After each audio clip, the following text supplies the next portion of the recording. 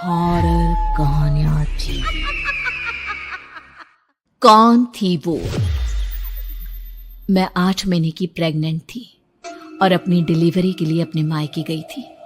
माँ ने मुझे फोन पर बताया, घर के पीछे की तरफ जो खाली जमीन थी ना, वहां पर एक नया कमरा बनवा लिया है। इतने सालों के बाद जैसे ही अपने घर में कदम रखा, कुछ अलग सा लगा। माँ, ये घर के पीछे की तरफ नया कमरा बनवाने की क्या जरूरत थी? अरे बेटा, घर के पीछे दूर दूर तक खाली जमीन है।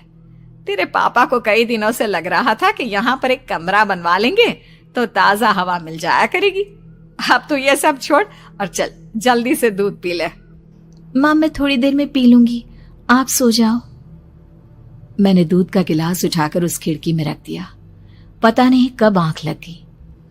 अचानक से खिड़की के पल्लों के खड़कने की तेज आवाज आई। दूध का गिलास धड़ाम से जमीन पर आ गिरा। जमीन पर गिरते ही दूध का रंग लाल हो चुका था।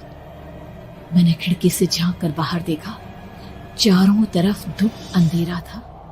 उस अंधेरे की तरफ से कुछ आवाजें आ रही थी, जैसे छोटे बच्चे आपस में खिलखिलाकर मस्ती कर रहे हो।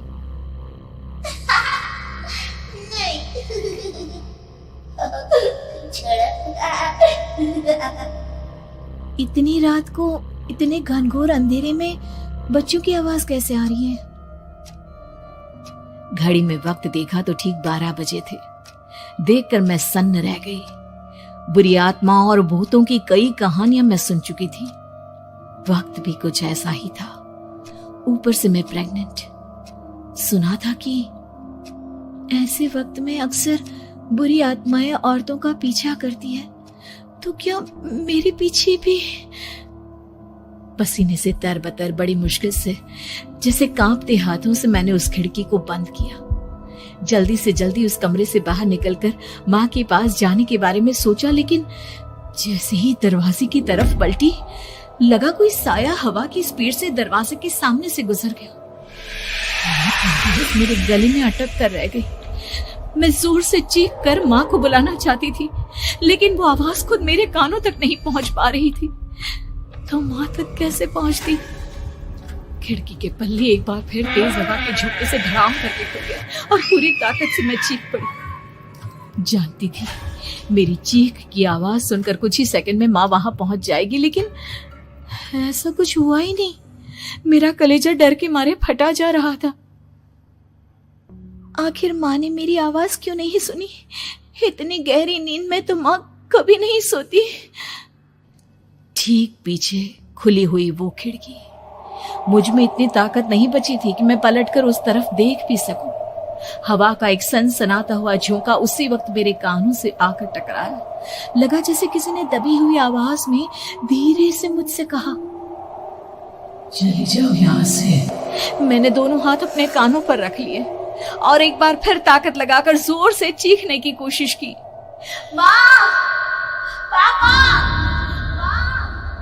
मेरी आवाज उस कमरे की दीवारों से टकराकर वापस मुझे ही सुनाई दे रही थी।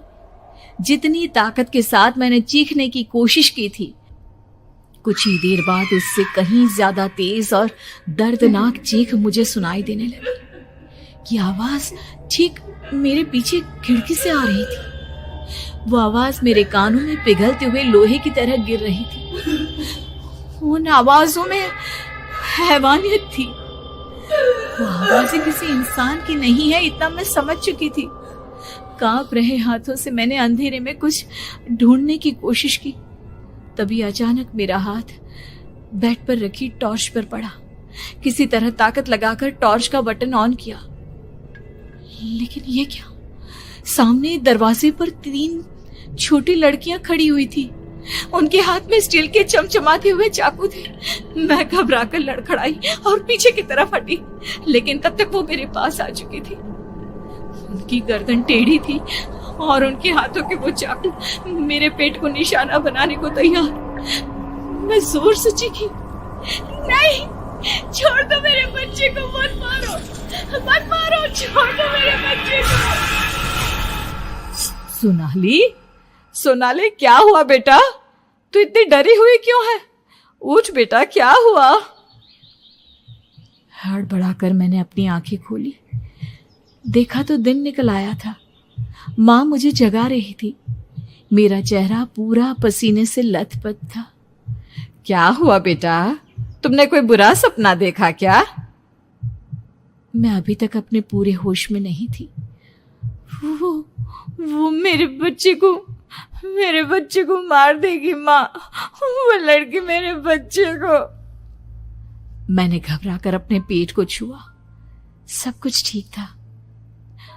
और वो दूध जो रात को यहाँ पर गिर गया था, उसका रंग लाल हो गया था।